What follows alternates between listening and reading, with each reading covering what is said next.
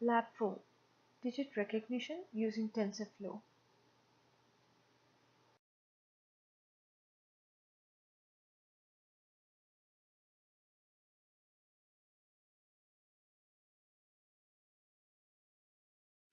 The goal of this lab is to model a neural network for digit recognition using TensorFlow and to calculate the accuracy of recognition.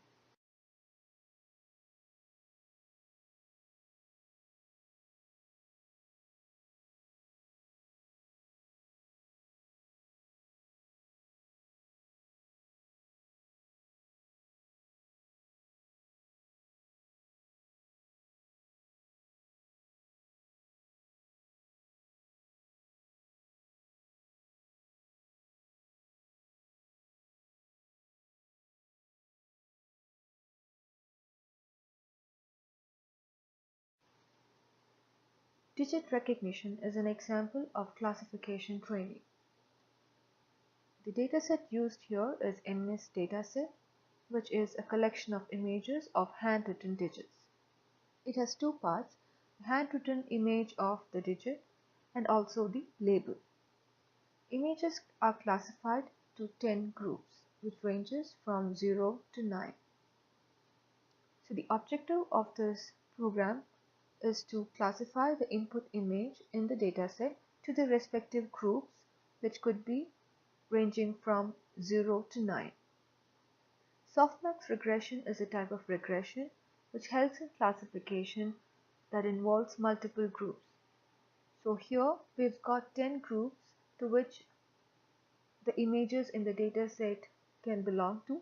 So here we'll be using softmax regression in our layers. For the purpose of training, we are using backpropagation algorithm and gradient descent algorithm, which uses cross entropy function to minimize the cost. So how we do that is, first we get the weighted inputs of image pixel intensities. The output obtained is added with the bias value and is converted to probabilities. And it is this probability that determines the chances for an input image to be in a particular group. In this neural network model, we have the input layer, the hidden layer, and then the output layer.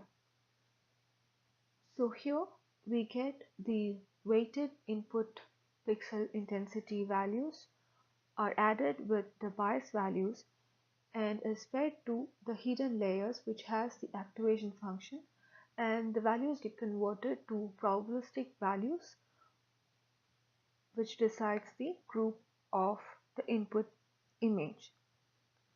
We use gradient descent algorithm in order to minimize the cost function, which is in terms of weights and biases. The cost function used here is cross entropy, which is obtained using the log of the value that you get from the hidden layer.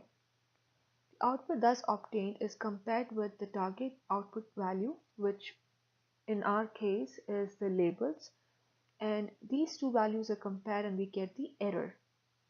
So in backpropagation algorithm, during this forward pass, once it gives you the predicted output, error is calculated and is then used in its backward pass to adjust the weights accordingly. So now the weights are adjusted in such a way that the error is minimized in the following forward pass. In short, backpropagation algorithm helps the gradient descent algorithm to get to the least cost value. Okay. So now let's get on to the programming part so that we can implement this neural network model. This is the program which will classify the images in the MNIST database to their respective groups. So for that, we are first creating a placeholder tensor x of type float and with dimension 784. So we are taking 784 because the MNIST database images have got the dimensions 28 cross 28. So that makes it to 784. So this represents the input pixel values from the images. Now we have the weights and bias also described over here. They are variable tensors that are initialized with zeros of dimension 784, 10. So this is again because we are going to multiply our intensity values with the weight. So the product will be of dimension 784, 10. Okay, and why 10? 10 because we have 10 groups here. So bias is again a variable tensor initialized to 0, and it is a 10-dimensional vector. Once we've got that, we have the softmax function defined here.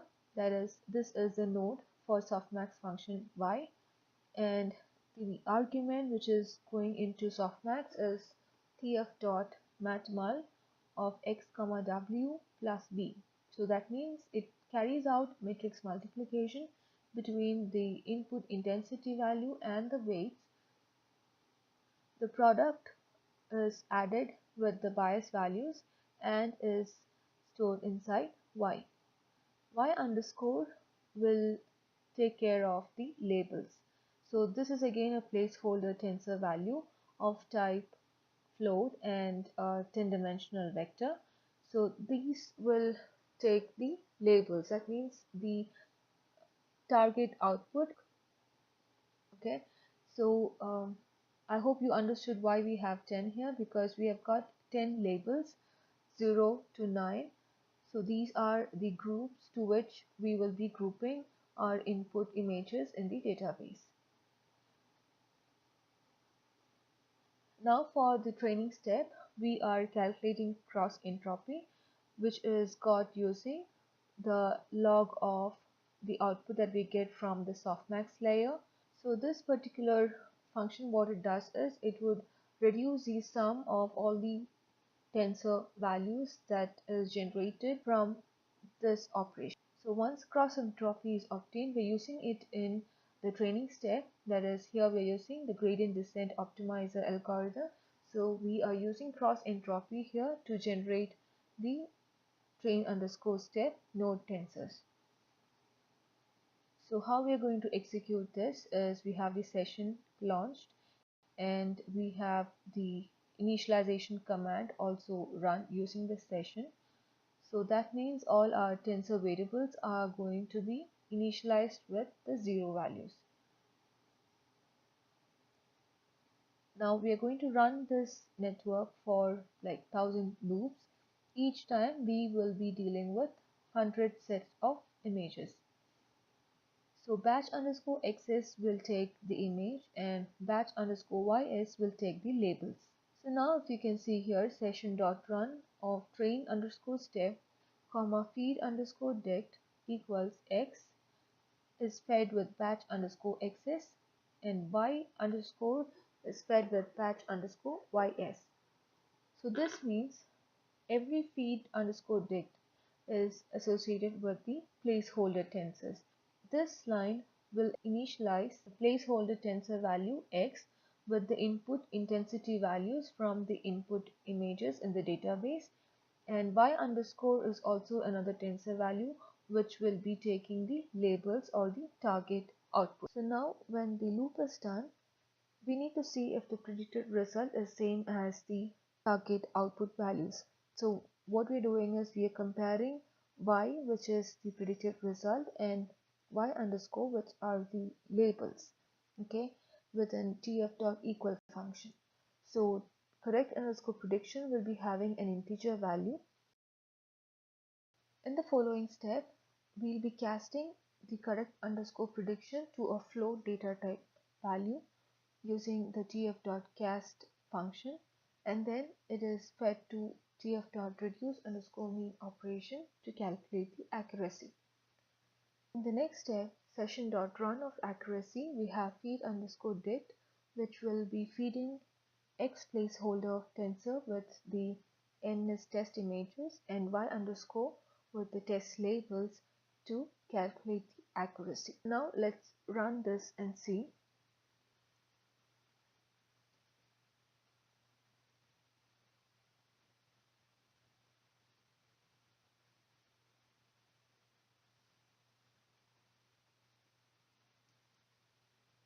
So the accuracy that we've got is 91.67.